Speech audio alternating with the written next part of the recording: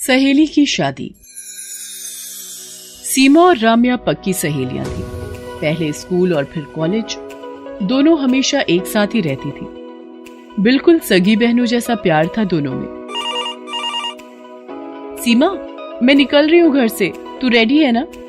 हाँ, तू आ जा, मैं रेडी हूँ। अरे कहाँ के लिए रेडी है तू?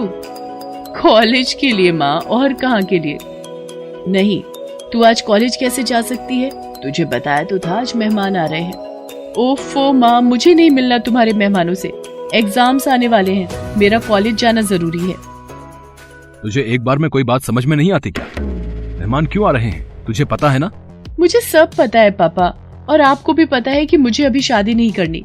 कॉलेज की पढ़ाई पूरी करके मुझे जॉब करनी है, लेकिन फिर भी आप लोग। सीमा चुप हो जा, तेरा कॉलेज तो वैसे भी इसी साल खत्म हो रहा है ना।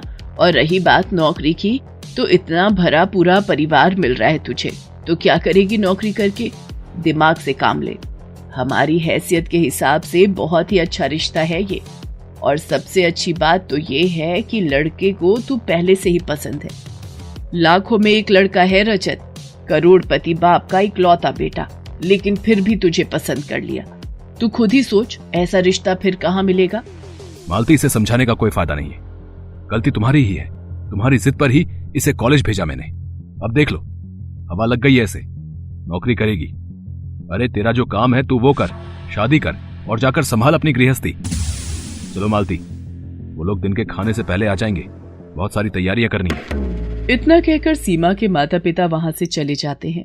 सीमा रोने लगती है। तभी उसे याद आता है कि उसने तो फोन काटा ही नहीं। उसकी दोस्त राम्या अब भी फोन लाइन पर ही थी। हे हेलो राम्या, तू चली जा कॉलेज, मैं आज नहीं जा पाऊंगी। लेकिन सीमा, आज तो एडमिट कार्ड मिलने वाला है, और तुझे इकोनॉमिक्स के नोट्स भी तो चाहिए थे ना मुझसे। तू मेरा एडमिट कार्ड ले लेना, मैं शाम को तेरे घर आकर नोट्स और एडमिट कार्ड ले लूंगी। ठीक है, पर सीमा तू ठीक तो है ना? हाँ, मुझे क्या होना है? इतना कहकर सीमा फोन काट देती है। भले ही सीमा ने उस वक्त राम्या से कुछ नहीं कहा, लेकिन राम्या फोन कॉल पर सब सुन चुकी थी।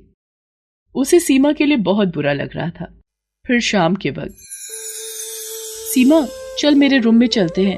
अब ऐसा कर, तू चल, मैं जरा नंदू काका से चाय के लिए बोल कर आती हूँ। नहीं, चाय रहने दे यार, मैं बस थोड़ी देर में ही चली जाऊंगी। ऐसे कैसे चली जाएगी? चुपचाप मेरे रूम में जाकर बैठ, मैं बस अभी आई। सीमा और राम्या भले ही पक्की सहेलियां थी, लेकिन फिर भी दोनों के परिवारों में काफी अंतर था। हालांकि एक वक्त था जब दोनों के पिता एक ही ऑफिस में लगभग बराबरी पर थे, लेकिन वक्त के साथ राम्या के पिता ने काफी तरक्की कर ली थी, जिसकी वजह से दोनों परिवारों के रहन सहन में काफी अंतर आ गया था। सीमा से छोटी 2 और बहनें थीं, जबकि राम्या अपने माता पिता की अकेली संतान थी। ओह, आई एम रियली सॉरी। आप ठीक तो हैं? जी मैं ठीक हूँ, इट्स ओके। गलती मेरी है, मुझे देखकर चलना चाहिए था। अब नहीं, वो तो मैं ही। गलती किसी की भी हो, लगता है चोट तो दोनों को बराबर लगी है। क्या बोल रही है तू? चल अब मुझे जल्दी से नोट्स दे, और मेरा एडमिट कार्ड तो ले लिया था ना तूने? हाँ, वो मेरे पास ही है, दे दूंगी तुझे, पर पहले तू इनसे तो मिल। लगता है तूने पहचाना नहीं इन्हें। और भैया, आपने पहचाना इसे? ये सीमा है ना, तुम्हारी बचपन की सहेली? अरे वाह भैया। लेकिन ये सिर्फ बचपन की सहेली नहीं है मेरी। मुझे तो लगता है हम बुढ़ापे तक एक दूसरे के साथ रहने वाले हैं। क्यों सीमा, तू पागल है? अब वैसे आई एम सॉरी, पर मैंने इन्हें नहीं पहचाना। अरे ये अक्षय भैया हैं, मेरे मामा जी के बेटे। अरे वही जो हर बार गर्मियों की छुट्टियों में मेरे घर आते थे। हम सब लोग साथ में ही तो खेलते थे, तुझे याद नहीं?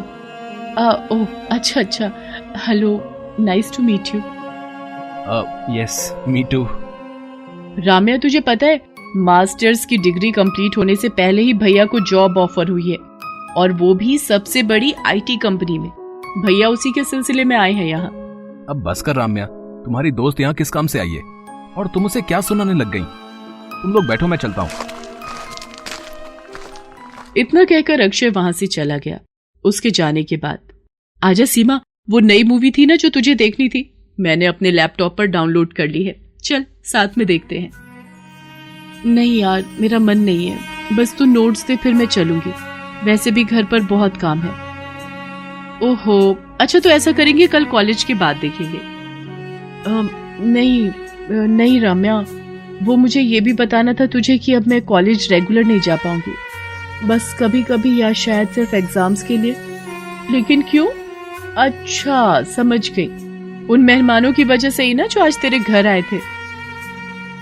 राम्या की बात सुनकर सीमा जोर जोर से रोने लगी। राम्या ने उसे गले से लगा लिया और बोली, तेरा मन नहीं है तो तू साफ साफ मना क्यों नहीं कर देती? कोई तेरे साथ जबरदस्ती नहीं कर सकता, समझी ना? नहीं राम्या, बात जबरदस्ती की नहीं है, तू तो मेरे घर का हाल जानती ही है। पापा की जॉब का कोई भरोसा नहीं है, ऊपर से हम तीनों बहनों की पढ़ाई और फिर शादी। मम्मी पापा बहुत टेंशन में रहते हैं, इसीलिए वो इस रिश्ते को जाने नहीं देना चाहते। वो लोग हैसियत में हमसे बहुत बड़े हैं और मैं उन्हें पसंद भी हूं। तो तेरी पसंद की कोई वैल्यू नहीं। मैं जानती हूँ वो लड़का, क्या नाम है उसका? हाँ वो रजत, वो तुझे बिल्कुल पसंद नहीं है, फिर भी तू उससे शादी कैसे कर सकती है? मेरी पसंद से क्या होता है राम्या, मैं उसे पसंद हूँ, ये सबसे जरूरी बात है। और वैसे देखा जाए तो रजत इतना बुरा भी नहीं है। देख सीमा, तू किसी दबाव में मत आ, तू कहे तो मैं अंकल आंटी से बात करती हूँ। नहीं, तू रहने दे, पापा का बीपी बहुत हाई रहने लगा है आजकल और इस वजह से मम्मी भी बहुत टेंशन में रहती हैं। और तू मेरी चिंता मत कर। हाँ, और रही बात रजत की तो वो पसंद है मुझे। अरे भैया, आप कब आए और ये चाय आप क्यों लेकर आए? नंदू काका कहाँ हैं? नंदू काका खाना बना रहे थे तो मैंने सोचा कि मैं ही चाय ले आऊं। सीमा ने हालात से समझौता कर लिया था। अपने माता पिता की खुशी की खातिर उसने रजत में ही अपना जीवन साथी तलाश कर लिया था, जबकि असल में वो उसे पसंद नहीं करती थी। ऐसे ही कई दिन गुजर गए और आखिरकार सीमा की शादी का दिन आ गया। ये क्या, ऐसे बनेंगे आप हमारे समधी? इतनी हल्की अंगूठी है, ये पहना रहे हैं आप अपने दामाद को? वो समधी जी, क्या है ना कि शादी में कई खर्चे होते हैं तो है? हमारी इज्जत का फलूदा करवाएंगे क्या सबके सामने? सच में, अगर आपकी लड़की हमारे रजत को भाई ना होती तो कभी ना तैयार होते हम इस रिश्ते के लिए। हर जगह नाक कटवा दी है आपने। खैर ये बताइए, आगे की रस्मों के लिए क्या तैयारियां हैं? जरा दिखाइए हमें, हम नहीं चाहते कि हमारे रिश्तेदारों के सामने हमारी और बेइज्जती हो।